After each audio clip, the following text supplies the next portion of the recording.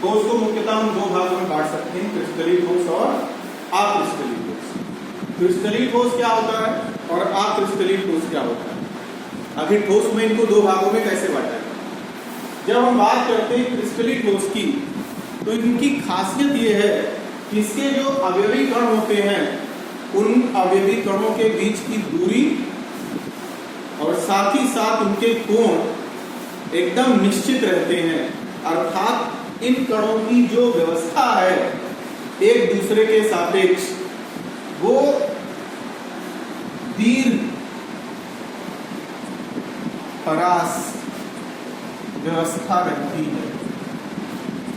Long range order कैसे व्यवस्था रहती है? लॉन्ग रेंज ऑर्डर दीर्घ परास व्यवस्था। दीर्घ परास व्यवस्था की खासियत क्या है? अगर हम इनके अवयवी कणों को देखने की कोशिश करें किसी क्रिस्टलीय ठोस के, तो इनके अणुओं की जो सापेक्ष स्थिति है वो बहुत दूर तक एक ही जैसी रहती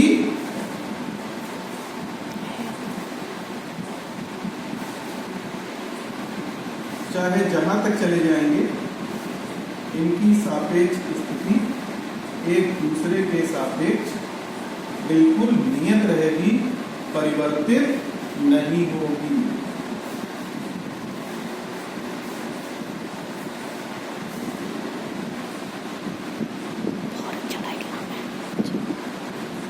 ये लॉन्ग रेंज ऑर्डर चलता जाएगा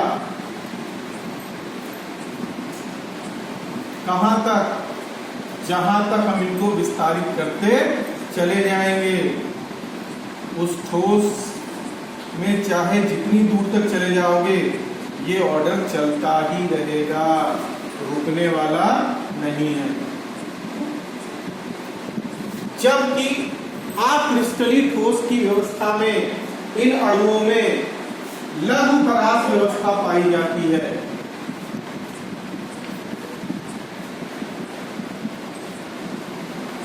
अर्थात इसमें जो कण है उनकी सापेक्ष स्थितियां कुछ दूर तक तो ठीक रहती हैं, लेकिन उसके बाद ये स्थिति बदल जाती है।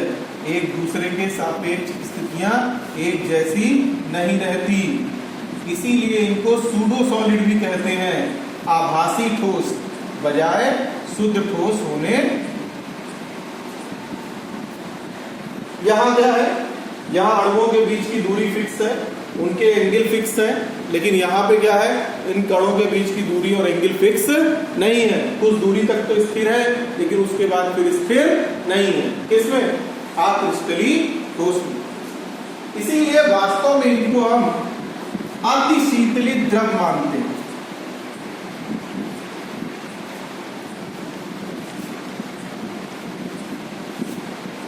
क्या मानते हैं? सुपर कूल्ड लिक्विड, अतिशीतलित द्रव।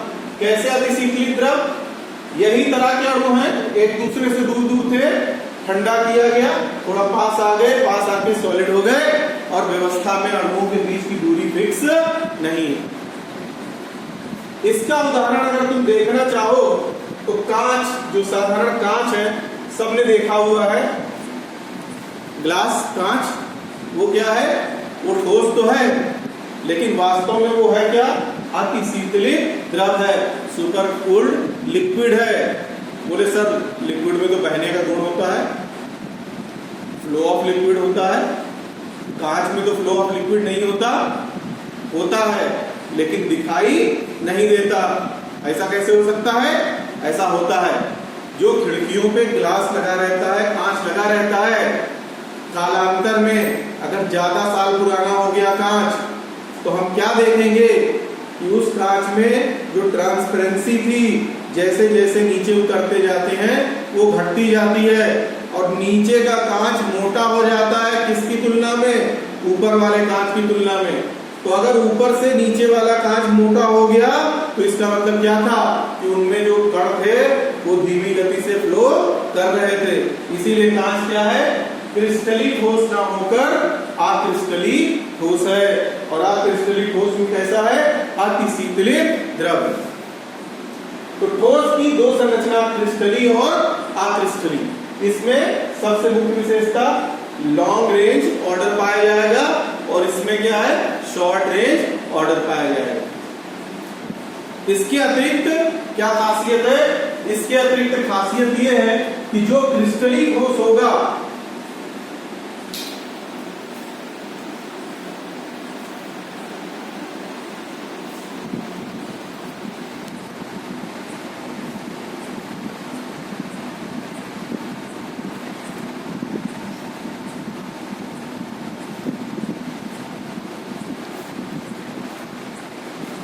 जो क्रिस्टलीन ठोस होगा वो क्रिस्टलीन ठोस का गलनांक बिल्कुल निश्चित होगा, मेल्टिंग पॉइंट फिक्स होगा, अर्थात ये ठोस किसी निश्चित ताप पर ही पिघलेगा, द्रवावस्था में परिवर्तित होगा।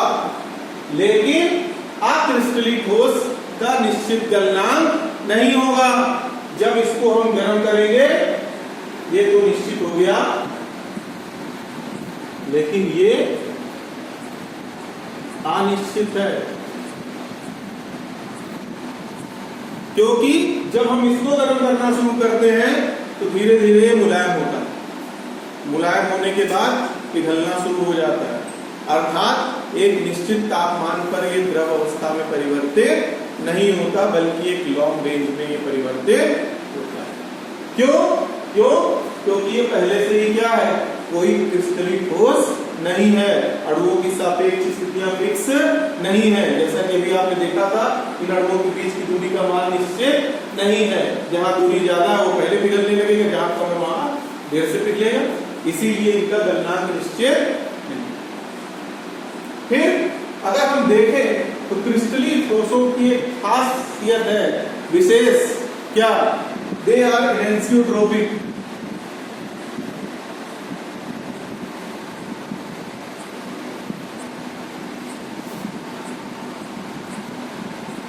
और दे आर इंसियोट्रोपिक।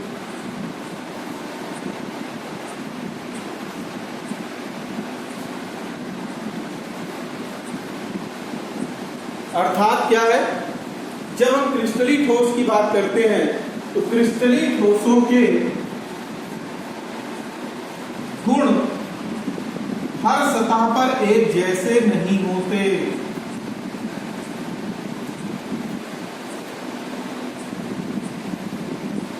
अर्थात ये समदैशिक नहीं होते।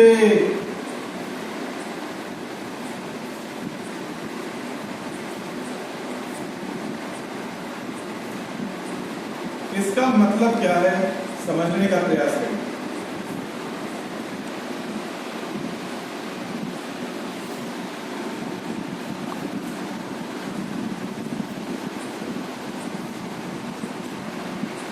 जब हम क्रिस्टलीन ठोसों की बात करते हैं तो ये एनेंसियोट्रोपिक है, आदैशिक है, अर्थात दिशा बदलने पर इनके क्रिस्टलों के गुण भी परिवर्तित हो जाते हैं।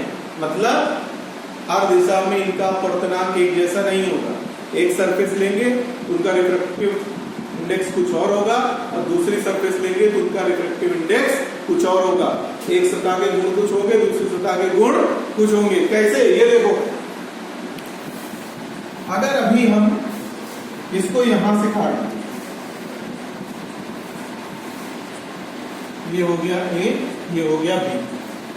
अगर इस क्रिस्टलीन ठोस को हम ए बी लाइन के अनुदिश काटें तो ध्यान दो, इस लाइन के अनुदिश कट करने के बाद जो सरफेस मिलेगी उसमें जो पाए जाने वाले कण हैं वो एक जैसे दिख रहे हैं? नहीं, 1 2 3 फिर 2 एक जैसे दिख रहे हैं। लेकिन अगर यही कट हम यहां से लगा दें, किसके अनुदिश, सी और डी के अनुदिश, तो ध्यान दो, अब की सतह जब कटेगी तो ये सारे कण एक जैसे हैं और ये सारे कण अलग हैं। तो क्या इन दोनों सतहों के रिफ्रैक्टिव इंडेक्स से बाकी दिशा वाले मान एक जैसे आएंगे? क्या नहीं आएंगे, और नहीं आएंगे इसीलिए इनको बोला गया ये कैसे होते हैं, आदैशिक होते। जबकि इसमें ऐसा कुछ नहीं है। क्यों? क्योंकि कण सब जगह एक जैसे होते हैं। तो ग्लास का अगर हमने प्रिज्म लिया तो उसका रिफ्रैक्टिव इंडेक्स सब जगह क्या आने वाला है, एक आने वाला है। लेकिन अगर हम क्रिस्टलीय ठोस ले लें जैसे कि NaCl और NaCl को अगर हम काटें दो अलग अलग तरीके से तो हम क्या पाएंगे कि उनके गुणों में अंतर पाया जा रहा है। दैट इज कॉल्ड एनेंसियोट्रोपिक आदैशिक और ये कैसे समदैशिक।